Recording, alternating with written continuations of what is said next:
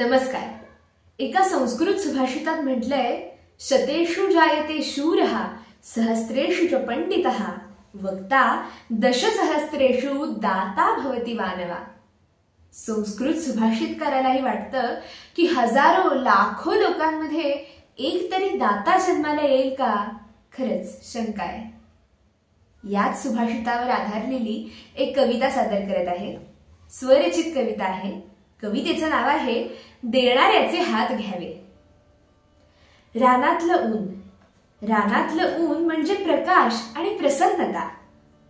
रस्त्यावरच्या चटक्यांना मात्र कारुण्याची छटा. उतारावरून चालताना आपण असतो सुस्त. उतारावरून चालताना आपण असतो सुस्त. त्याच चढ्यावर चढण्याचे कुणी घेत असतो कष्ट. पुरे आता म्हणत आपण सहज अन्न टाकतो. लक्षात ठेवा तितकंच जितकं आपण टाकतो तितकंच अन्न कुणी रोज चाकतो. गाडी हवीच जरी असो कमी अंतर, पण माणसासारखाच माणूस गाठतो मैल 70. पण सुखी व्हायचंच नाही का?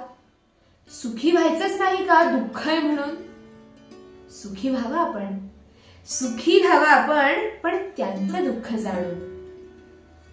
देव आहे देणारा आपल्याला दिले सारे. आपण